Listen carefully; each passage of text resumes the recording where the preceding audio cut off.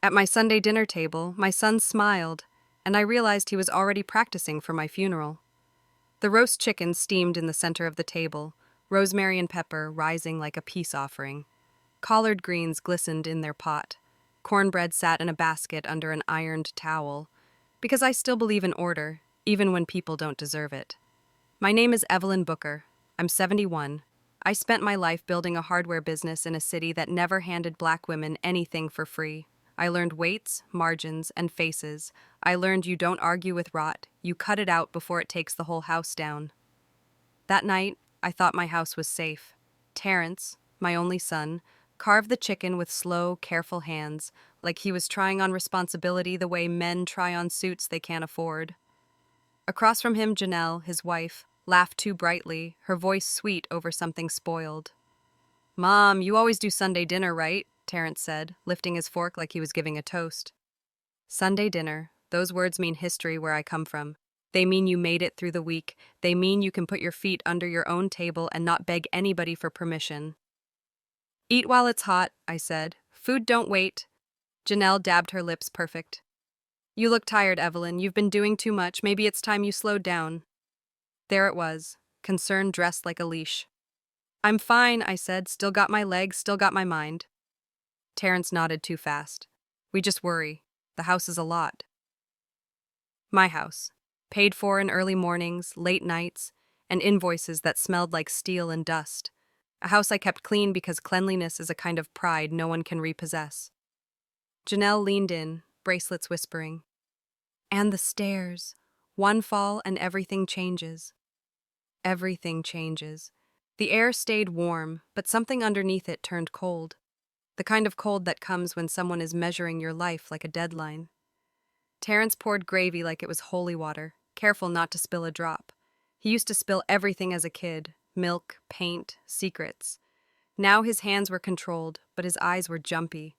Every time I mentioned the store, his jaw tightened, like the subject embarrassed him. "How's Booker Hardware doing these days?" he asked, casual. Too casual. "Same as always," I said. "Tools still sell. Folks still fix what they can't afford to replace." Janelle tilted her head. "And you're still running all the accounts yourself?" "I'm still alive," I replied. "So yes."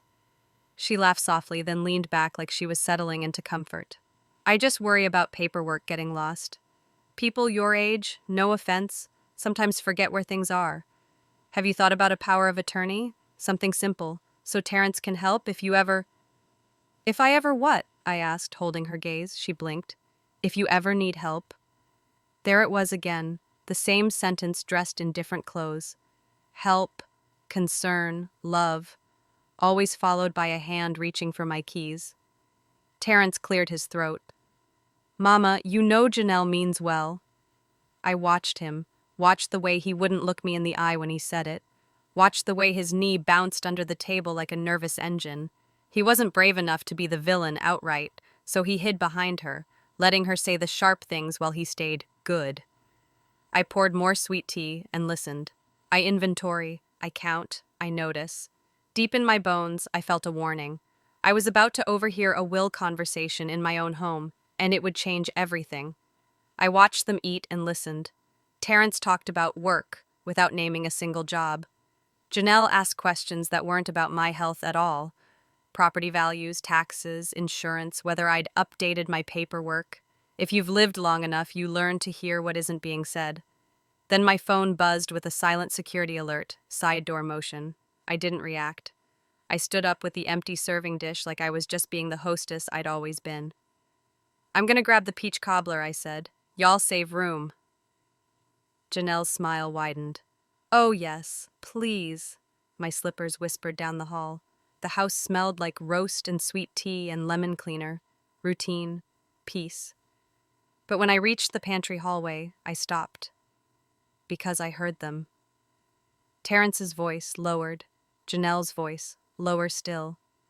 A fork set down carefully like someone didn't want to make noise in a house they didn't fully own yet.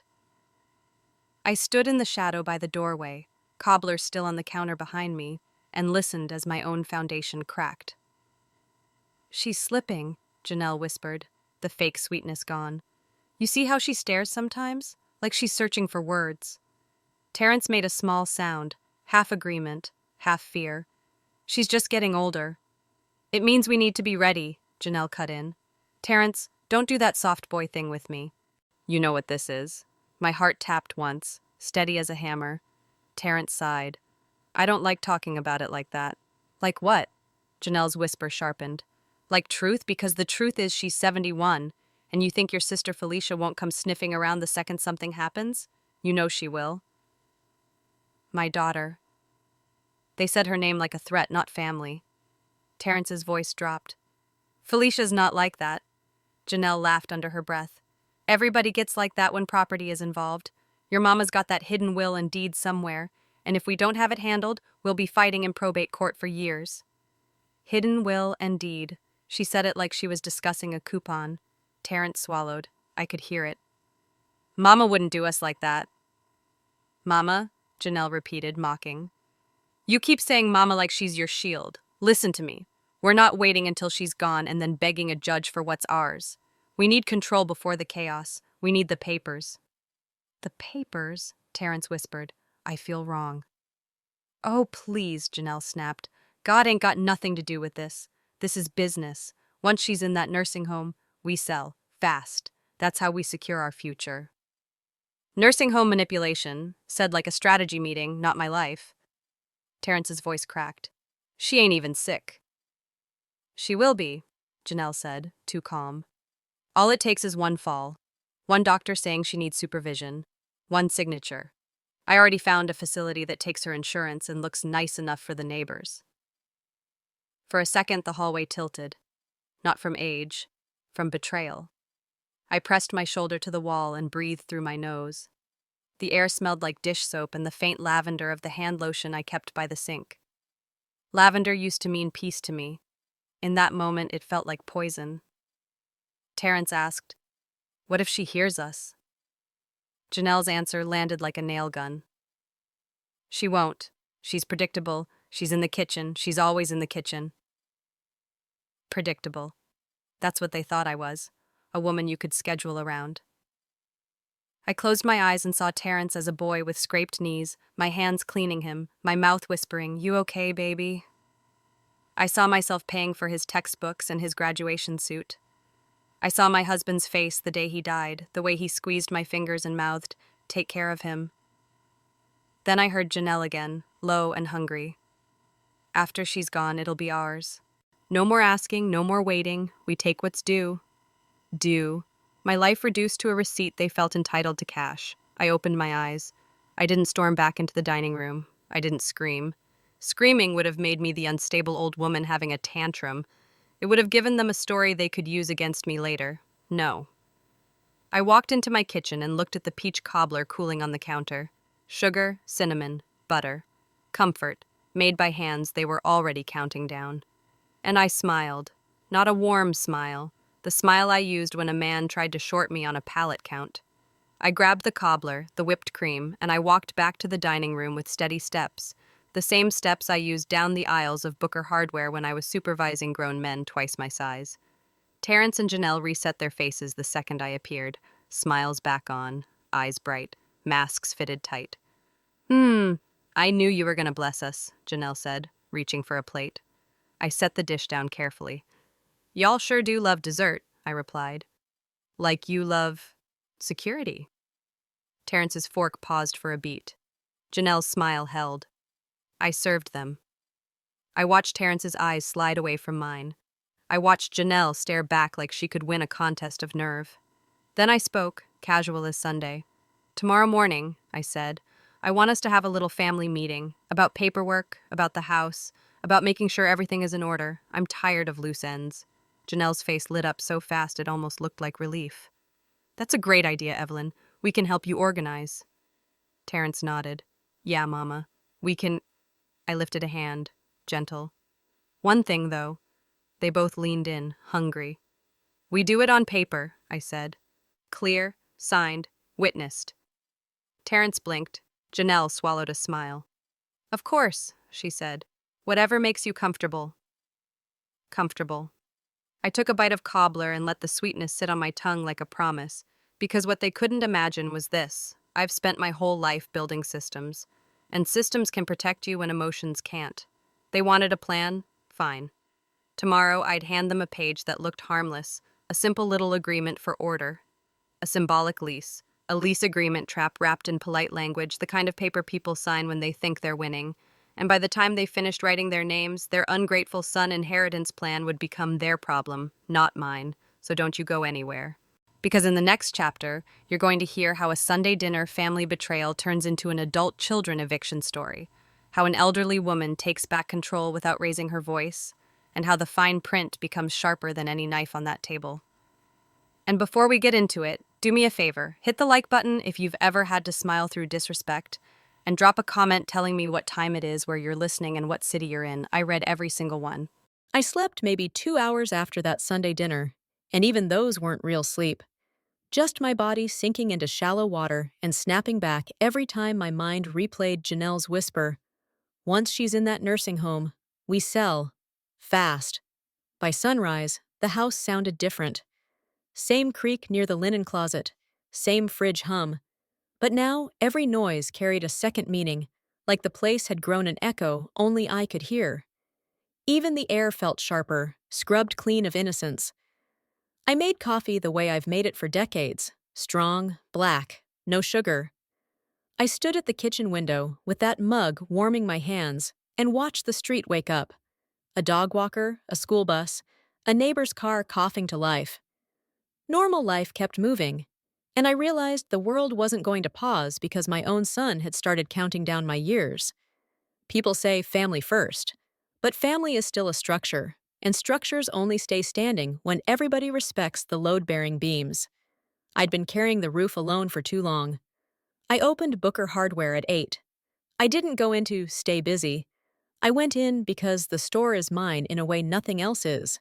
It smells like work. I walked the aisles, checked inventory, nodded at my crew, and kept my face calm. If you want to survive a storm, you don't run outside and scream at the clouds. You reinforce the house. That's when the shape of Terrence and Janelle's plan became clear.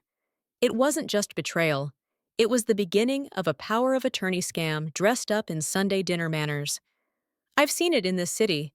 Somebody helps with bills. Somebody handles the mail. And suddenly, bank statements stop arriving. Suddenly, the house deed changes hands. Suddenly, an elder is sitting in a facility wondering how their signature ended up on papers they never understood. The first time I heard the phrase, nursing home manipulation, I thought it sounded too harsh, like somebody was being dramatic. Now I knew it wasn't harsh enough. On my lunch break, I called my daughter, Felicia. Felicia is 46 and stubborn as a rusted bolt. She runs her own salon across town. She also never trusted Janelle. Not once. From the beginning, Felicia said, "That woman don't love Terrence. She loves access." Back then, I told Felicia she was being negative. I told her I wanted peace. Mothers tell themselves those lies because the alternative is admitting you raised someone who can break your heart with a smile. Felicia answered on the second ring. "Mama? You okay?" "I'm fine," I said, and my voice sounded too calm to be real. "I need you to listen. Don't interrupt me." So I told her, Sunday dinner, whispering, nursing home, hidden will and deed. Not every detail, not the humiliation of hearing my life reduced to a transaction, just enough to make the picture sharp. Felicia didn't gasp. She didn't ask if I was sure. She exhaled slow, like she'd been holding her breath for years. "I told you," she said, and there was no triumph in it, only grief. "I know," I answered, "and I'm not calling for a lecture. I'm calling because I'm about to move, and I need you out of the way." "Move?" Her voice tightened. "What you planning, Mama?" "I'm planning to stay alive," I said, "and I'm planning to keep what I built." A beat of silence. Then, "Tell me what you need." That's what loyalty sounds like. Simple, direct, no sweetness, no hidden hand. "I need you not to come over tomorrow," I said.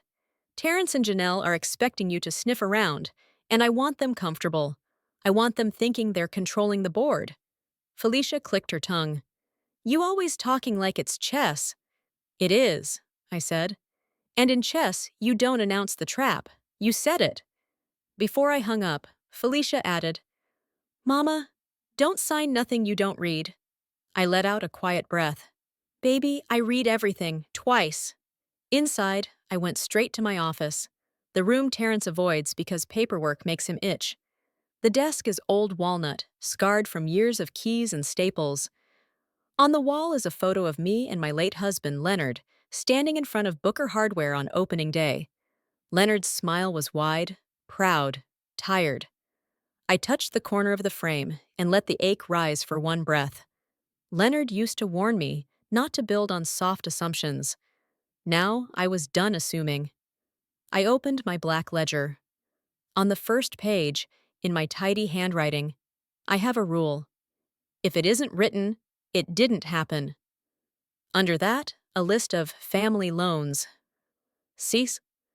Honest, every temporary help I ever gave Terrence and Janelle.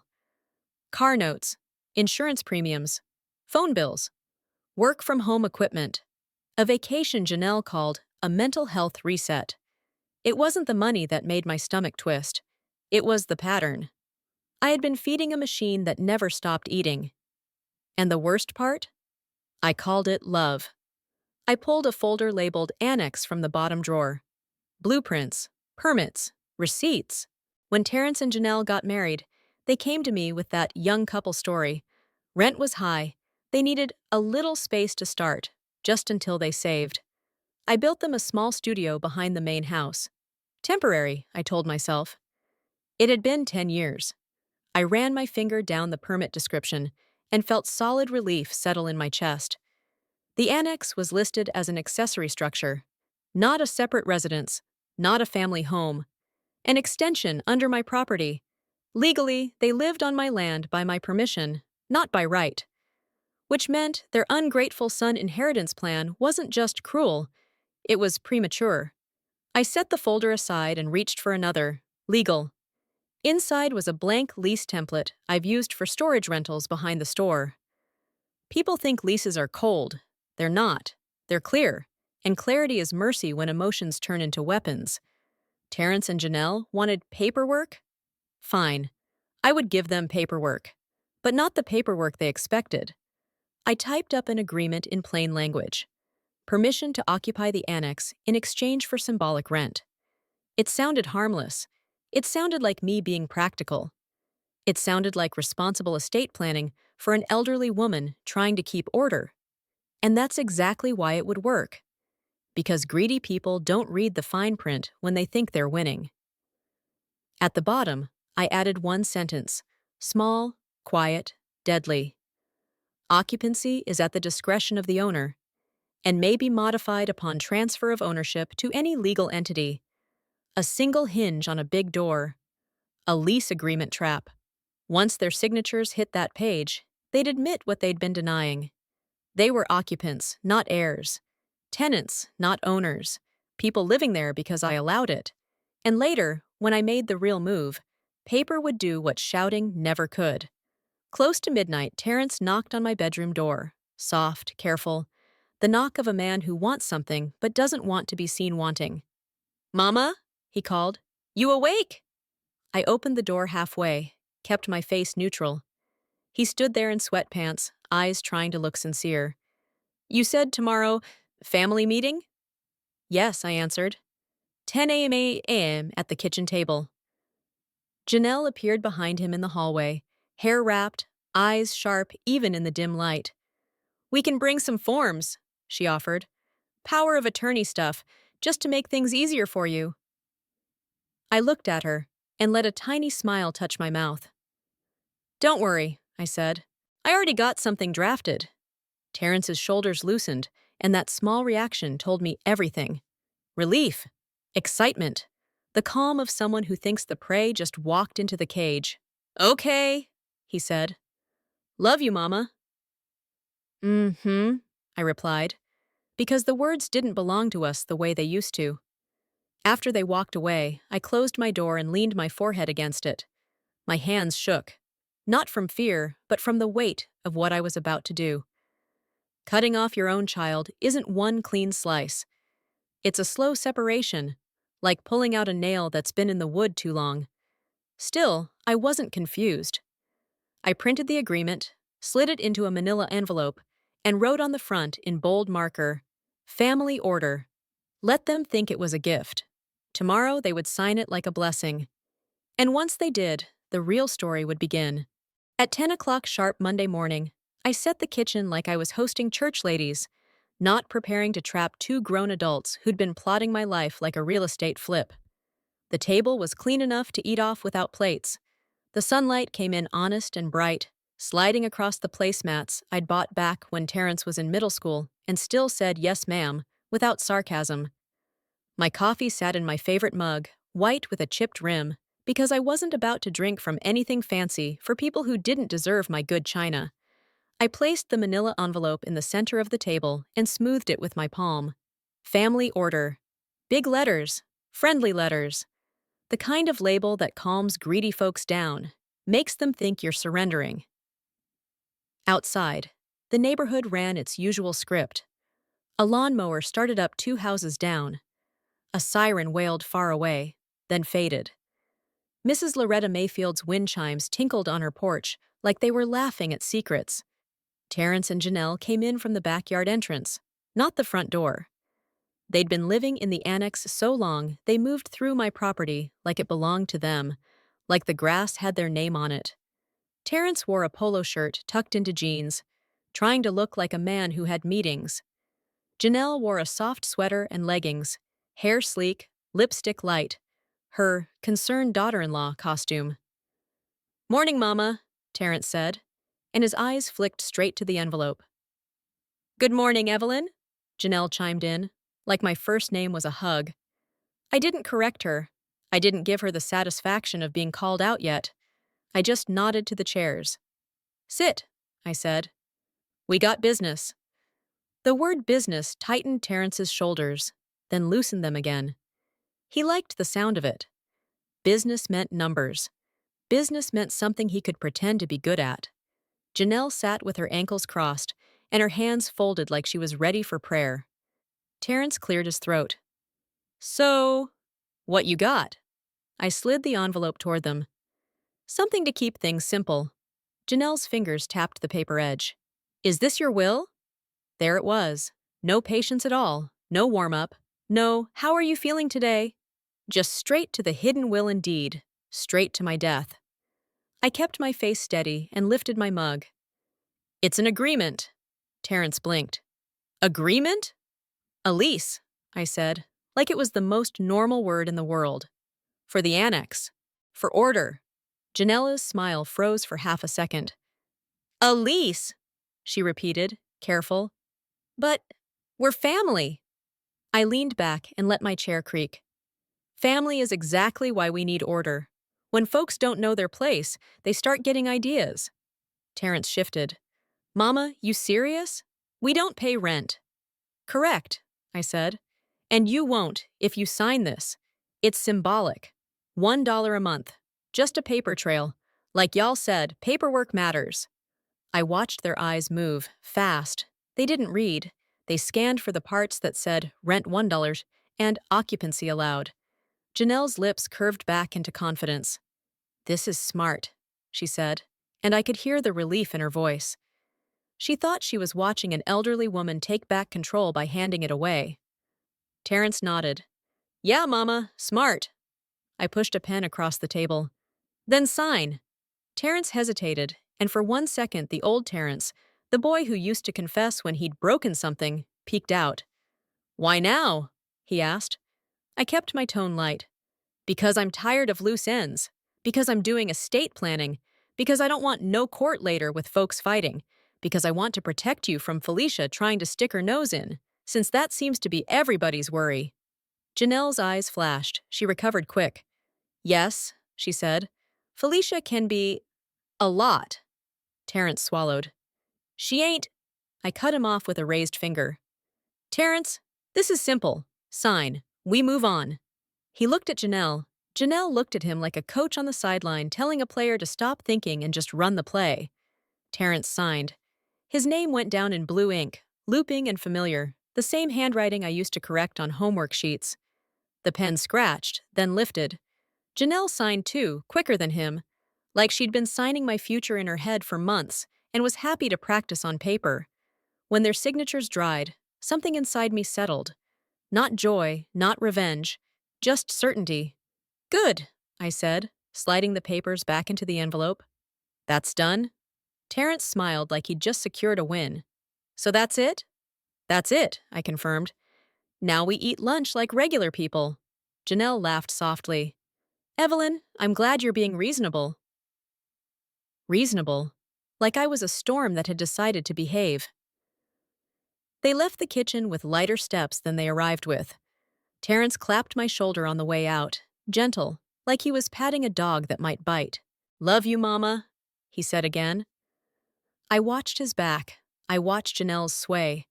And when the door closed, I stood alone in my quiet kitchen and let my breath out slow. That was move 1. Move 2 was going to sting. I didn't call my lawyer right away. I did something better. I watched, I listened. Because paper is powerful, but people will always tell on themselves if you give them space. That afternoon, I went out to the annex with a basket of clean towels, like I was just being the mother-in-law who still does too much. Janelle met me at the door, smiling wide. Girl, you didn't have to, she said, reaching for the basket.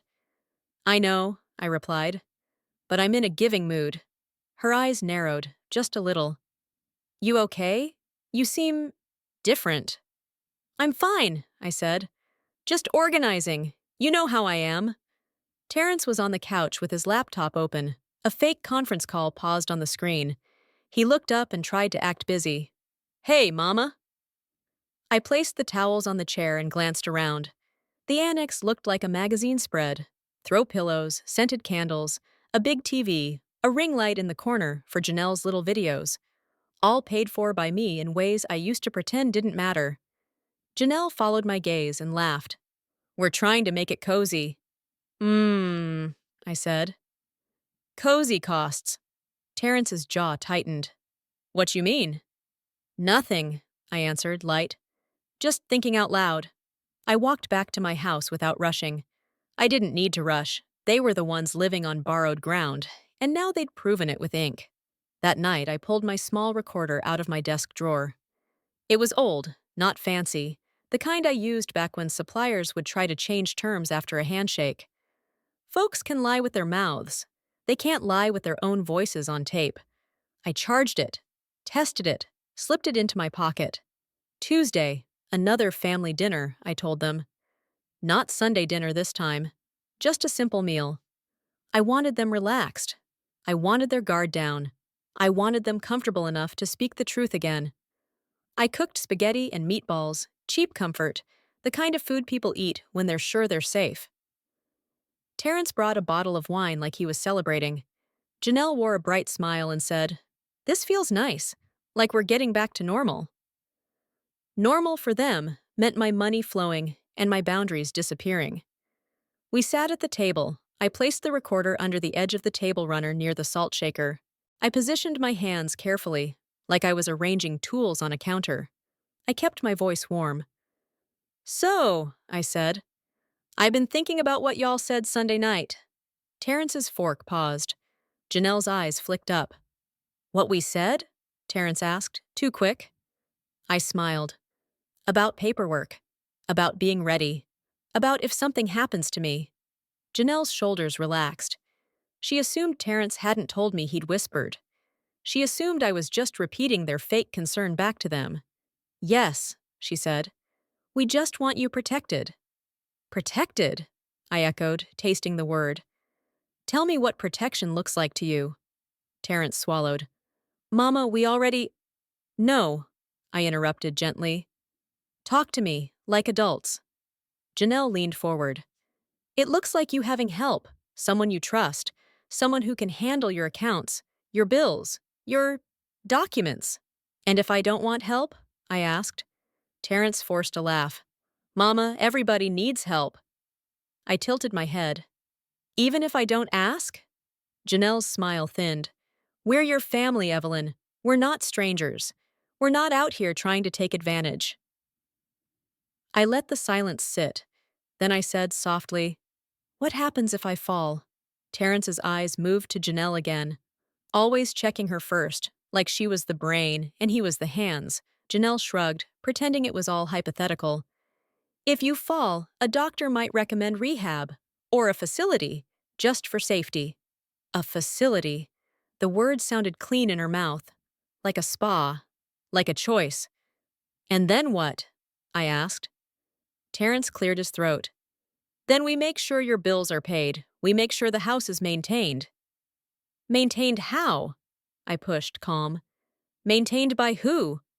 Janelle's voice got sharper, impatient at the slow pace. "Maintained by us, obviously. Terrence is your son." "And if my sister or Felicia has questions?" I asked, keeping the bait on the hook. Janelle's eyes flashed. "Felicia would complicate things. That's why we need the papers handled." Terrence whispered. "Janelle," she ignored him. "Look, Evelyn, I'm not trying to be disrespectful, but your paperwork is scattered. Your bank accounts, your deed, your insurance, the store shares. If we don't gather it, there will be chaos." Chaos. The same word greedy people use to scare elders into signing away control. I nodded slowly, like I was grateful. "So if I'm in that facility, what would you do?" Terrence's face tightened. "Mama?" I softened my eyes. "Terrence, baby, tell me, if I can't live here, what happens to this place?" The recorder sat still, hungry. The table runner hid it like a secret. Janelle exhaled like I was exhausting her. "We sell," she said, finally dropping the mask.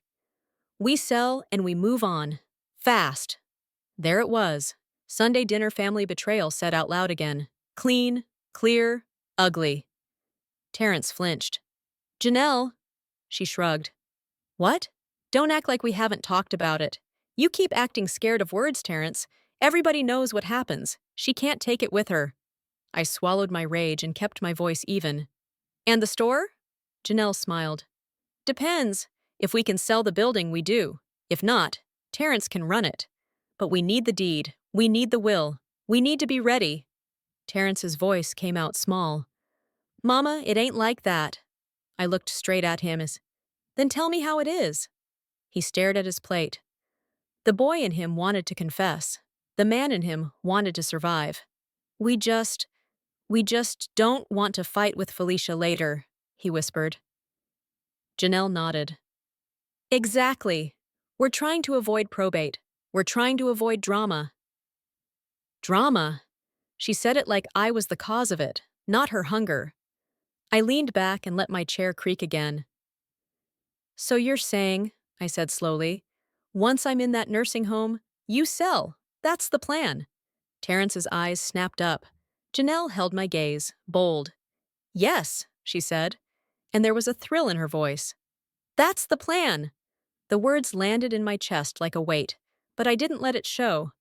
I took a sip of water and smiled lightly, like I was agreeing. "Well," I said, "I appreciate the honesty." Terrence blinked. You do?" "Yes," I said, and my smile felt like steel under velvet. "Honesty helps with paperwork." The rest of dinner tasted like ash, but I ate anyway. I laughed when they laughed. I offered dessert. I played my role, because performance is a tool too. When they left, I waited until their footsteps faded down the hall. Then I slid the recorder out from under the runner and carried it to my office like it was sacred. I played it back with headphones on. Janelle's voice came through crisp. Terrence's weak protests. The words we sell, fast. The phrase nursing home. The plan, proof. Not for court, not yet. For my own spine. For the part of me that still wanted to doubt. Still wanted to excuse. The next morning, I called attorney Denise Caldwell. Denise's number was in my Rolodex because I don't trust my whole life to a phone. Denise had helped me with business contracts and a nasty supplier dispute years ago. She's the kind of black woman lawyer who doesn't waste syllables and doesn't get distracted by tears. She answered on the first ring. "Caldwell." "Denise," I said. "It's Evelyn Booker." A beat. Then her voice warmed, just slightly. "Miss Evelyn, you sound like trouble." I am, I replied. And I need you today. I'm listening. I told her the short version. Overheard, plan, nursing home, sale. And then I said, I already got them to sign a symbolic lease. Denise didn't gasp. She gave a small, satisfied hum. You got signatures? Yes. Good, she said. That's an admission. Admission of what? I asked, even though I knew.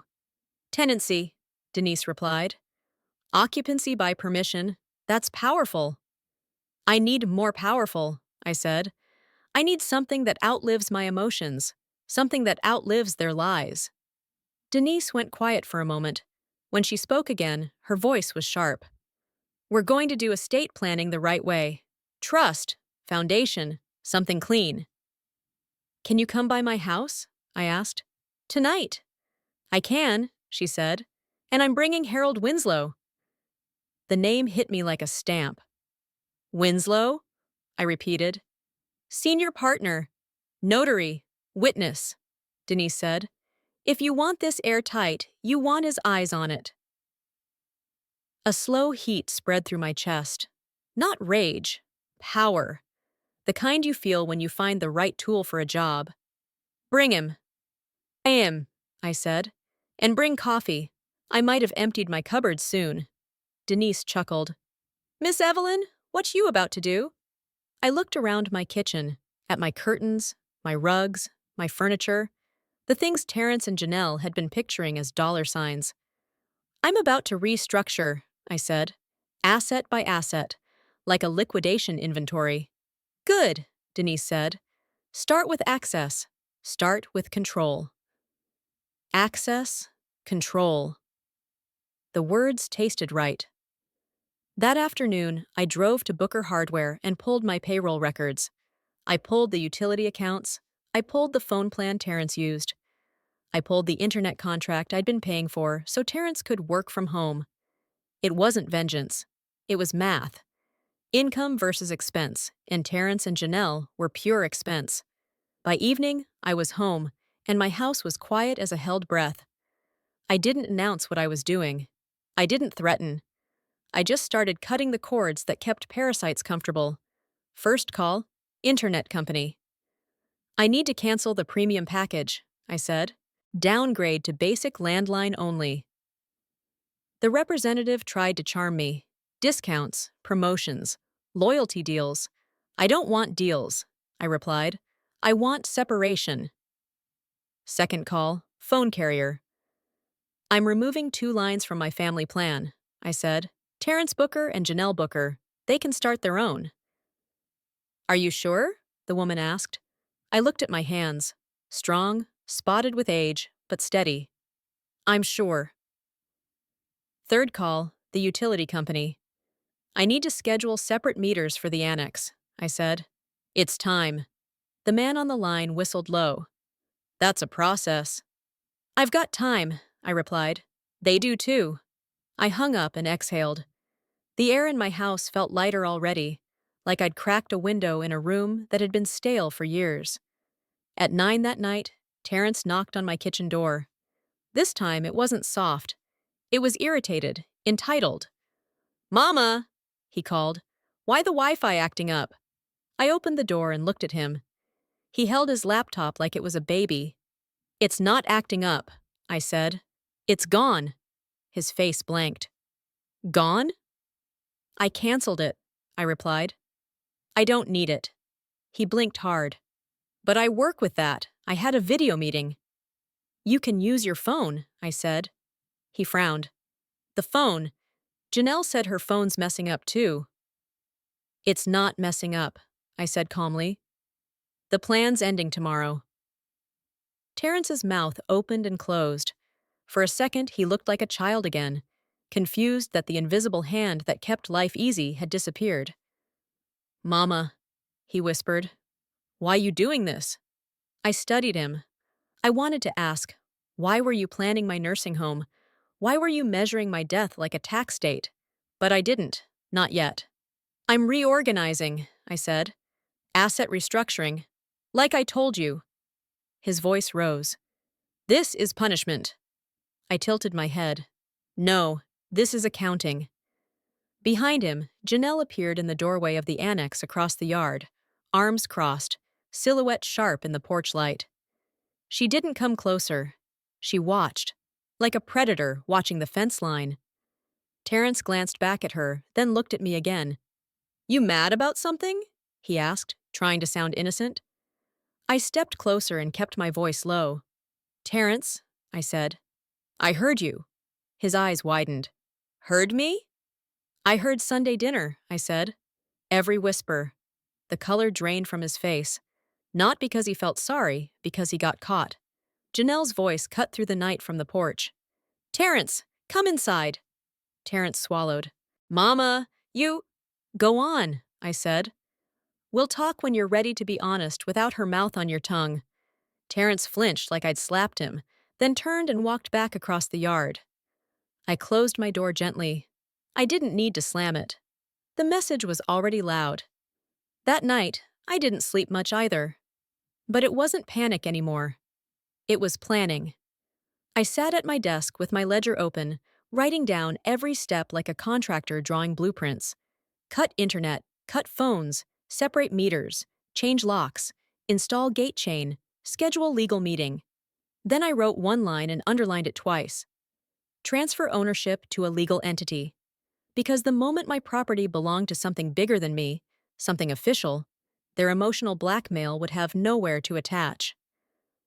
The next day, Terrence tried the soft approach. He came to the kitchen mid-morning with a bouquet of grocery store flowers and a face full of apology. Mama, he said, we worried about you, that's all. I didn't take the flowers. I didn't yell. I just looked at him and said, what happens once I'm in that nursing home? His mouth froze. Janelle wasn't with him. He was alone. His hands shook slightly. Mama, he whispered. I held his gaze until he dropped it. That was my answer. By noon, Janelle tried the hard approach. She marched up to my back door, knocked like she was the owner, and when I opened it, she snapped, This is psychological violence. You can't leave us without service. I smiled politely. You have a roof, I said. You have a stove.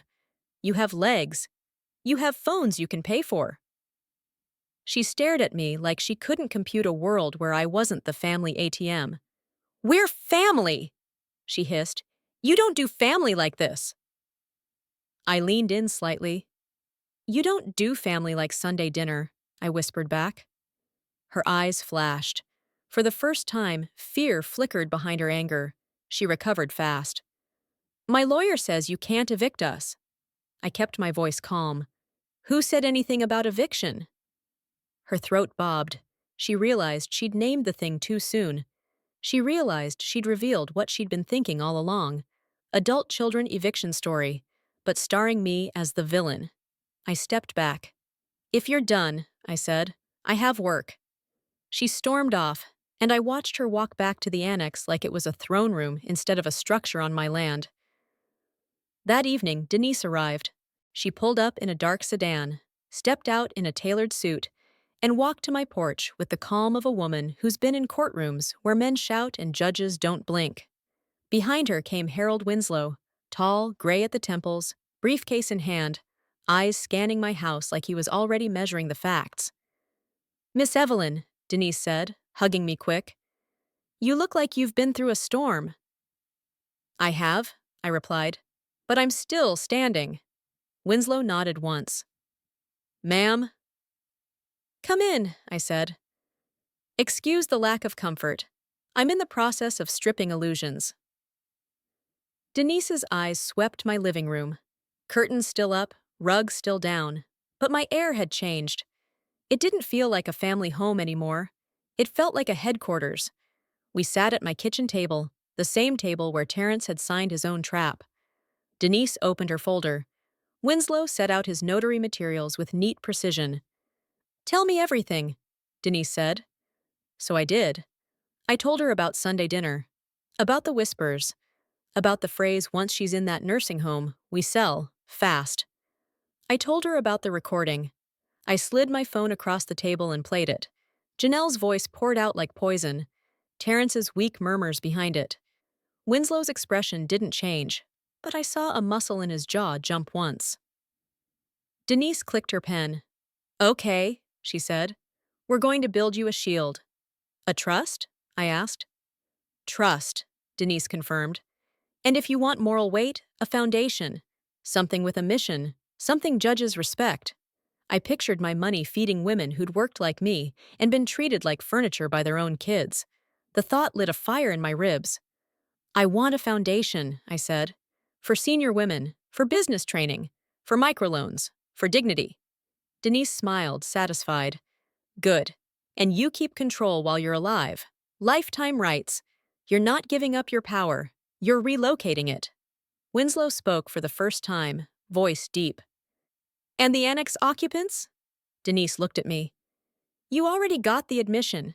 Now we tighten it. I slid the manila envelope across the table and opened it. Denise read the lease, her eyes sharp. She nodded once, slow. This is clean, she said. Symbolic rent, permission, discretion clause. Miss Evelyn, this is a beautiful trap. I felt a strange rush, like relief and grief mixed. I didn't want to trap my own son, I whispered.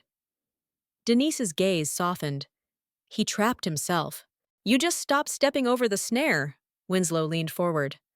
When you transfer ownership to the foundation, the permission you granted personally may be considered revoked unless the new legal entity renews it.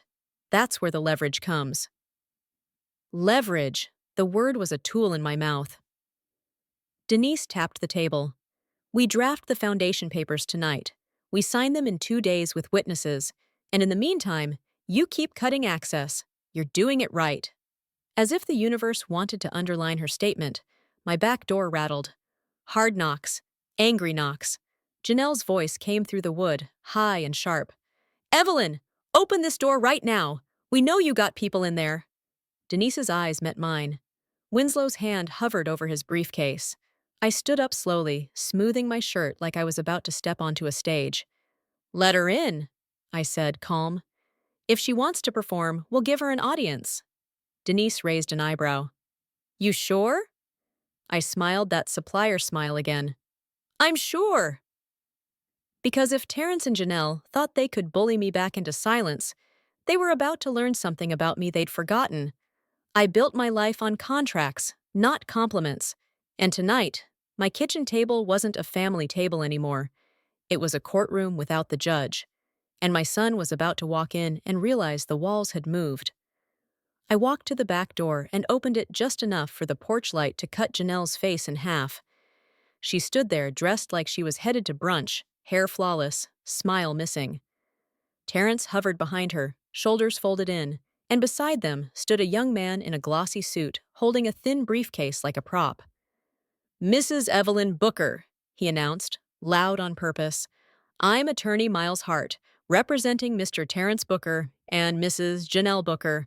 We are here to notify you that— Lower your voice, Denise said from my kitchen, calm as a judge. This neighborhood has ears. The attorney blinked when he saw her. Ms. Caldwell, I didn't know you were see. I'm here, Denise replied. Continue if you have something real.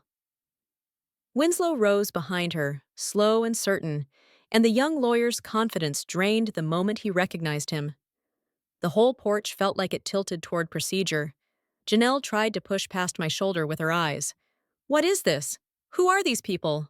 Witnesses, I said simply. Because you and my son like to whisper. Terrence swallowed. Mama! I held up a hand. Don't. Miles' Hart cleared his throat, suddenly polite. My clients allege emotional distress and deprivation of services. They request immediate restoration of utilities and access. Denise's mouth curved in a small, humorless smile. Utilities paid by Evelyn Booker can be canceled by Evelyn Booker. That's not distress. That's budgeting. Janelle snapped. We're family! Winslow's voice was low, almost bored. Family is not a deed.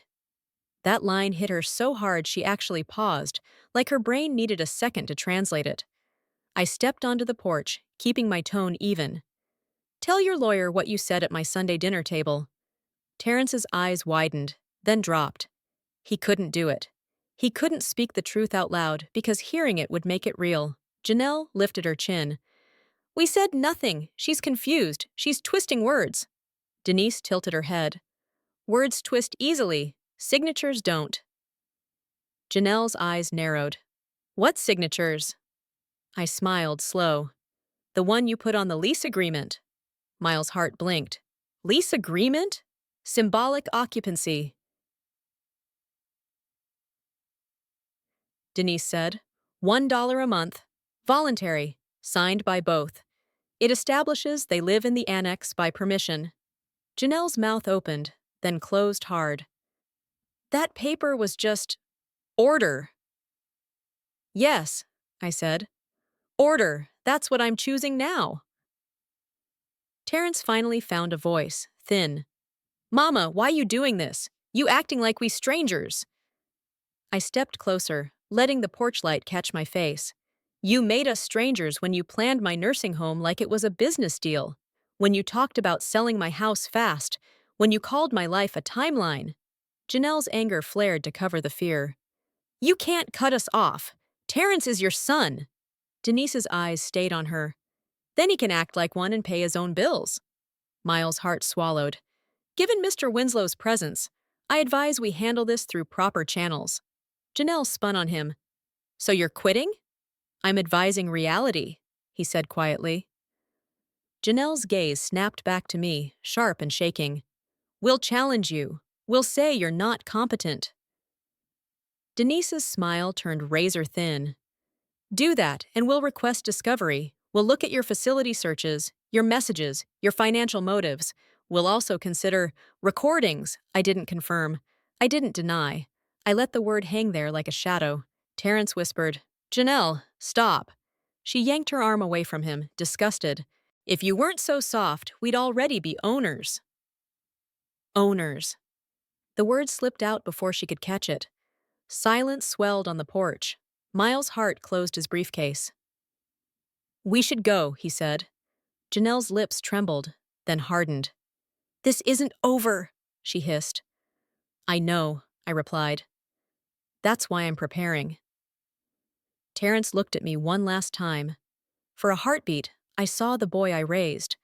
Then the mask came back, and he followed his wife down the steps. I watched them cross my yard toward the annex, their lawyer trailing behind like a man walking away from a bad bet. Then I stepped back inside, closed my door, and slid the deadbolt into place. From my front window, I saw Mrs. Mayfield's curtain twitch, then settle. By morning, the whole block would have its own version of my adult children eviction story. The mean old mama, the ungrateful son, the scheming wife. Let them talk. Gossip is smoke. Paperwork is fireproof. In Booker Hardware, when a supplier cheats, you don't argue in the aisle. You lock the accounts and call your counsel. This wasn't estate planning revenge. It was survival, plain and cold, and I stopped apologizing for it. For the first time in years, I breathed. Denise exhaled. All right, Miss Evelyn, now we finish. Winslow sat down again, unbothered. Let's draft, he said. I returned to the table. My hands didn't shake. Heartbreak and discipline can live in the same body. Denise spread the papers flat. Tonight we draft. Tomorrow we execute, she said. Once the foundation exists on paper, their family argument becomes a trespass argument. I looked at the blank signature line and felt my pulse slow into something cold and sure. Outside, the annex door slammed. Janelle's voice rose, blaming. Terrence's voice answered, defeated. My house stayed still. I uncapped the pen and set the tip on the line. And this time, I wasn't signing away my life. I was signing it back to myself. By Wednesday morning, my kitchen smelled like ink and coffee instead of cornbread and comfort. Denise Caldwell had been at my table the night before, sleeves rolled once, eyes sharp, turning my pain into paragraphs that a judge would respect. Harold Winslow sat beside her like a quiet gavel, stamping and witnessing and making sure nobody could later claim I was confused or coerced. They wanted to paint me as an elderly woman in decline. I was about to put my name on paper so clean it could cut glass. The foundation documents were spread across my placemats like blueprints: purpose, governance, assets, control. Denise wrote the mission statement the way I used to write purchase orders: plain, specific, no room for tricks. Evelyn Booker Foundation, empowering senior women through training, microloans, and legal education. Read it, Denise told me. I did, twice, slowly. I underlined words with the same focus I used when a supplier tried to slip in a hidden fee. Lifetime usufruct, sole administrator. Board oversight only after my death. No direct distributions to relatives without documented need and review. Good? Denise asked. Perfect, I answered, and I meant it. It felt like installing steel beams in a house that had been leaning for years. Winslow checked his watch. We can execute tomorrow morning, he said. In your home. With witnesses. Quiet and proper. Tomorrow, I repeated, tasting it. Tomorrow had been Janelle's favorite word. Tomorrow we sell, tomorrow we take. Now tomorrow belonged to me. That afternoon, I went to Booker Hardware and did what I always did when numbers started bleeding. I tightened the valves. I told my bookkeeper to separate my personal accounts from anything Terrence had ever touched. I pulled the automatic payments I'd been covering temporarily. I printed every receipt I could find that had my name on it. If it ever became a fight, I wanted a trail so bright it could be seen from space. When I got home, I walked the property line. Grass, fence posts, the side alley that led to the annex door. I stood there and listened. Terrence and Janelle were arguing inside, voices muffled, sharp with panic. Their plan required my silence. Their plan required my guilt. They were about to discover I could live without both. At 7 that evening, the internet cut out completely. Terrence came running across the yard like a man chasing oxygen. He banged on my back door, not knocking anymore. Mama! It's down again, he shouted. I opened the door a crack and let the chain hold. It's canceled, I said. His eyes went wide. You can't just... I can, I replied. I own it. Janelle's voice rose behind him. Tell her this is abuse! Tell her! Terrence swallowed and tried to find the old script. Mama, we worried about you. We love you. I stared at him until his words dried up. Love doesn't whisper about my nursing home, I said softly. Love doesn't count my days. Go home, Terrence. He flinched at the word home, because even he knew the annex wasn't his. Not really. I closed the door. The chain clicked. That sound, small, metal, final, felt better than any apology. Thursday arrived crisp and bright. Denise and Winslow showed up at 10 a.m. sharp with a second witness, a young paralegal named Keisha, who carried a folder thick enough to be a weapon. They stepped into my kitchen, like professionals stepping into a job site. Winslow looked around. You ready, Mrs. Booker? Ready, I said, and my voice didn't shake. Denise placed the documents in front of me. This is estate planning, she reminded me, calm.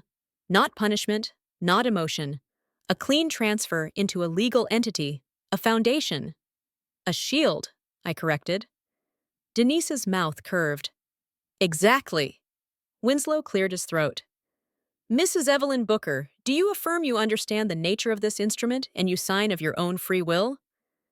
Yes, I said, with full faculties. Keisha wrote it down. Denise slid me the pen. I signed. My name flowed across the page like a door locking. Winslow stamped. Denise initialed. Keisha witnessed. The foundation became real in ink, not prayer. In law, not hope. For a moment, the kitchen felt louder, as if the house itself exhaled.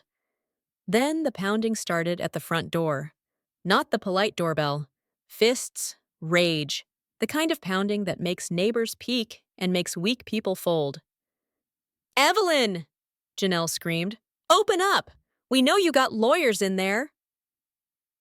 Denise looked at me. You want to ignore it? No, I said. I want them to see it. Winslow nodded once. Witnesses are useful. I walked to the door and opened it wide. Terrence stood on my porch with Janelle at his side, both of them dressed like they were going to court. Terrence's shirt was wrinkled, like his life. Janelle's hair was perfect, like her lies. Behind them hovered Miles Hart again, the young attorney in the shiny suit. He looked less shiny today. Janelle's eyes darted past me and landed on the paperwork on my kitchen table. "What are you doing?" she snapped. "Working," I said. "On my legacy." Miles Hart stepped forward. "Mrs. Booker, my clients." "Your clients," Denise cut in, stepping into the doorway beside me. "Are occupants by permission. They signed that permission themselves." Terrence blinked hard. "Mama, you got papers out? You changing the will?" I held his gaze. "I'm changing the future." Janelle pushed her sunglasses up her nose. "You can't disinherit him. He's your son." I smiled, thin. "I didn't disinherit anyone today. I transferred assets into a non-profit foundation with a mission." Miles Hart's face tightened. "A foundation?" Winslow's deep voice filled the porch. "A legally constituted foundation, witnessed and notarized." Janelle's confidence wavered. That's not real. She's doing this to hurt us." Denise's tone stayed flat. "It's real, and it's called estate planning." Terrence took a half step toward me. "Mama, why you doing all this? We just wanted to make sure things were in order." I leaned closer, keeping my voice low so the witnesses could still hear. "Order is exactly what I'm making. You wanted the deed, you wanted control, you wanted to sell. Fast, that was your plan." Terrence's mouth opened, then closed. He looked at Miles Hart like he wanted the lawyer to rescue him from truth. Janelle snapped, "Stop putting words in his mouth." I didn't raise my voice. I didn't need to. "You put them in your own," I said, "at my table." Denise stepped aside and gestured toward the kitchen. "If you want to discuss terms, come in. There are no chairs for you. Stand." Janelle hesitated. Terrence's eyes were wide with dread, but greed pushed them forward. They crossed my threshold like they still believed they belonged. Inside, Winslow sat back down and arranged the signed documents neatly. Keisha held her pen ready. Denise placed 2 stapled packets on the table and slid them toward Terrence. "What's this?" Terrence asked. "A lease," I said. He blinked. "We already signed." "That lease," Denise corrected, "was symbolic permission under Evelyn Booker as an individual." "And now?" Janelle asked, suspicious.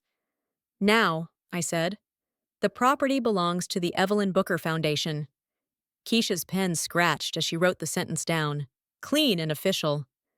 Denise continued, voice steady. "When ownership transferred to a legal entity, prior verbal arrangements and personal permissions do not automatically carry over. The foundation has a fiduciary duty to protect its assets. That means it must charge market rent or remove unlawful occupants to avoid patrimonial damage." Janelle stared at her like Denise was speaking another language. Terrence's hands shook as he flipped the packet. His eyes landed on the number, and his face collapsed. $2,000? He croaked. "A month?" "That's the market rate for the square footage and location," I said. "Includes limited access through the service alley. Utilities are on your dime. 2 months deposit." Janelle's voice went high. "This is extortion!" Winslow's gaze stayed calm. "It is a contract offer." Miles Hart cleared his throat. "Mrs. Booker, this seems excessive." Denise turned her head slowly. "Counselor, your clients have lived rent-free for years. Excessive is planning an elderly woman's institutionalization so you can flip her house." Miles Hart's cheeks flushed. He looked away. Terrence's eyes filled. "Mama, please." There it was, the plea, the child voice, the shortcut to guilt. I watched it and felt the old instinct reach for him. Then I remembered Sunday dinner, the whisper, the plan, the way he let Janelle speak for him while he pretended to be good. I set my palms on the table. "Terrence, you have 72 hours." Janelle snapped her head up. 72? 72, I repeated. "You can sign and pay the deposit, or you can vacate the foundation property." Terrence looked at Miles Hart. "Tell her she can't." Miles Hart's shoulders slumped. Terrence, with Mr. Winslow here, and with the executed transfer, challenging competency is unlikely to succeed, Janelle hissed. So you're useless. Miles' heart swallowed. I'm advising you to negotiate or comply. Janelle's eyes went wild. She turned on me. You'd rather give everything to strangers than your own son? I leaned forward until she felt my presence. Strangers didn't plan my nursing home. Strangers didn't call my death a schedule. Strangers didn't speak about selling my house fast. Her lips trembled. We were just being realistic. Realistic? I repeated. Here's reality. You are adults. Adults pay bills. Terrence's shoulders sagged. Mama, I don't have 2 months' deposit. Then you have a cash flow problem, I said. And in business, when you can't meet obligations, you liquidate or you leave. Janelle's voice broke into a shriek. This is your revenge!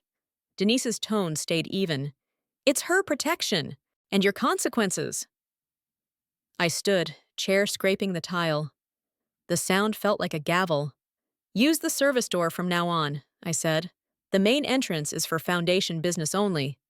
Terrence stared at me like I was a stranger wearing his mother's face. Mama! I didn't soften, not yet. You killed me while I was alive, I said quietly. You turned me into a timeline. I'm done living inside your countdown. Silence swallowed the room. Even Janelle couldn't find a word. Winslow gathered his stamp, calm. Keisha capped her pen. Denise closed her folder with a soft, final thud. Miles' heart stepped back toward the hall. We'll be in touch, he muttered, already retreating. Janelle clutched the lease packet like it was a weapon that had backfired. Terrence held his like it might burn him. 72 hours, I repeated once more. And Terrence? Get a job, a real one. They left without another threat. The porch door clicked shut behind them, and the house went quiet again, quiet like a locked safe. I stood there in my kitchen with my foundation papers still fresh, my coffee still hot, and my heart still bruised. But for the first time since that Sunday dinner family betrayal, I felt something stronger than hurt. I felt ownership. Ownership doesn't mean you stop feeling. It means you stop letting feelings write checks for people who don't respect your name. After Denise and Winslow left, I walked my living room like it was a warehouse aisle and looked at every piece of furniture with new eyes. Not memories, inventory. Terrence's favorite recliner. The crystal lamp Janelle loved because it looked rich on camera. I opened my ledger and made 3 columns. Keep, donate, sell. Then I called Big Reggie. Reggie runs a moving crew out by the freeway. Years ago, when his trucks kept breaking down, I let him buy parts on faith and a handshake. He never forgot. It's Evelyn, I said when he picked up. I need a truck, biggest one you got. Tomorrow at 7 a.m. He paused. Tomorrow? Miss Evelyn, that's early. Urgent, I replied. Bring 4 strong men. Dollies, boxes, tape. Yes, ma'am, he said. We'll be there. When I hung up, I watched the annex through my back window. Terrence and Janelle moved behind their curtains like shadows, pacing, dialing, whispering. They were going to try something, guilt, threats, maybe another search for the hidden will and deed, because greedy people hate losing control. So I added one more line to my plan. Locks. I went to the garage and pulled out an industrial chain and a padlock, the kind I use on the store gate. I walked into the evening and looped the chain through the side gate. Then I snapped the lock shut. Clack! The sound carried across the grass like a warning. Terrence stepped onto his porch. Mama, what you doing? I didn't turn around. Protecting foundation property, I said. You got 72 hours. Use them wisely. Then I walked back inside, slid my deadbolt, and for the first time in a long time, I wasn't locking my door out of fear. I was locking it out of clarity.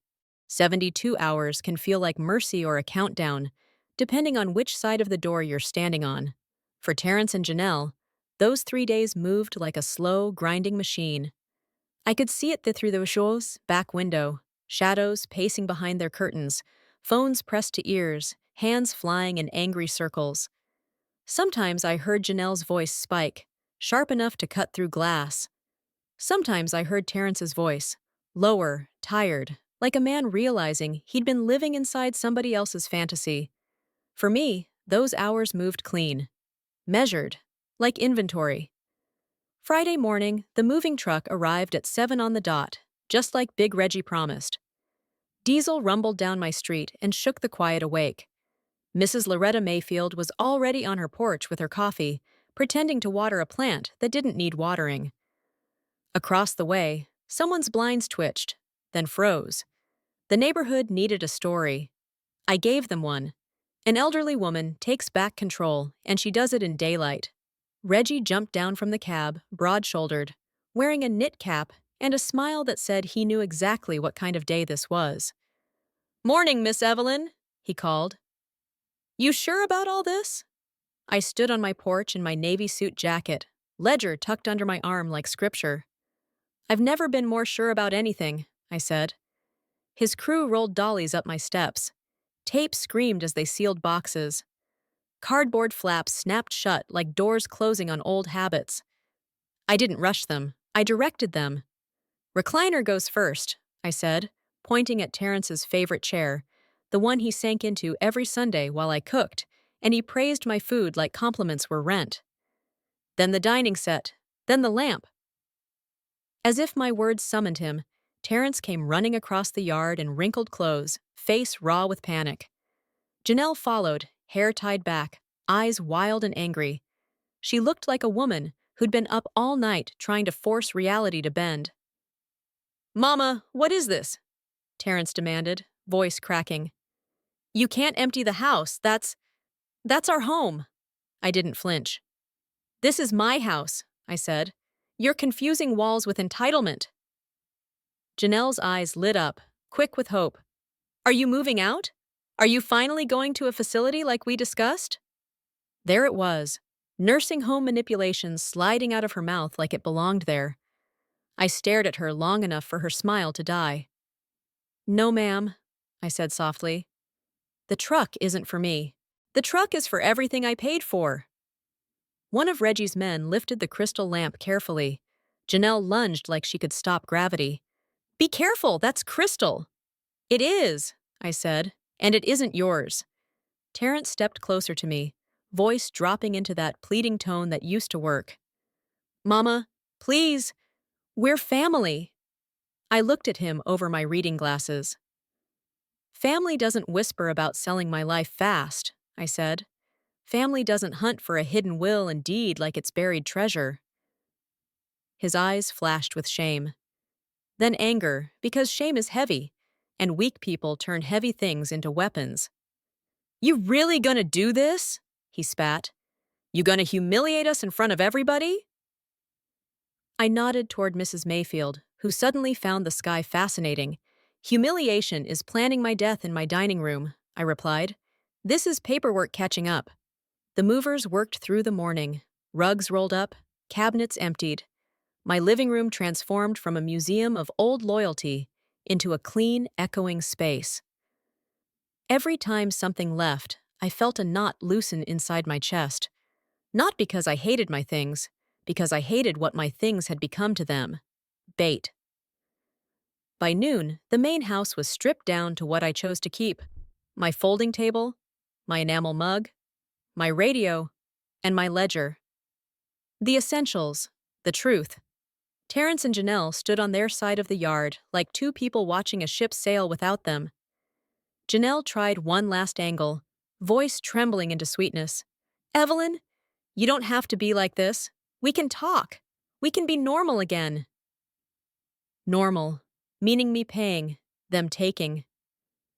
I smiled gently, and for the first time, it wasn't cruel.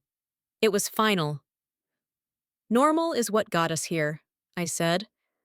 "I'm choosing different." That afternoon, a bronze sign went up on my front facade a week later. Not big at first, just enough to be read from the sidewalk. Evelyn Booker Foundation, empowering senior women. When the bolts tightened, I felt something click into place deeper than any lock. A new identity. Not just mother, not just owner, administrator, protector, builder, again. 6 months passed, and the house breathed differently. Instead of the hush of tiptoeing around grown adults who resented my existence, I heard phones ringing, laptops clicking, women laughing, real laughter, not Sunday dinner performance, whiteboards filled with plans, spreadsheets that made sense, a bakery cooperative idea, a mobile hair business, a mechanic class taught by a woman who'd been told her hands were too pretty for tools. One afternoon, while I was walking through what used to be my living room, now a training space, I heard the service bell ring. The one rule remained. Tenants used the service door. Foundations had order. I opened it and found Terrence holding a yellow envelope. He'd lost weight. His eyes carried fatigue, but also something he hadn't had in years. Humility earned, not performed. "Good afternoon, Mrs. Booker," he said, careful. Not Mama, not in this space. He'd learned. I took the envelope and counted the cash right there. $2,000. All of it. Bills wrinkled like they'd been gripped too tight, like money that came from real work. Janelle stood a few feet behind him, quieter than I'd ever seen her. No glossy smile, no bright nails, just a ponytail and tired eyes.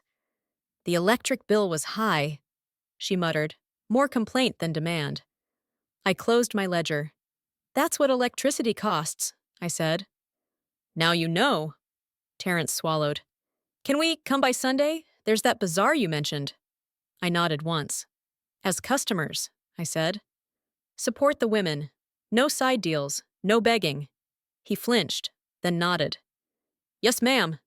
As they walked away down the alley, I watched them move like people who finally understood consequences.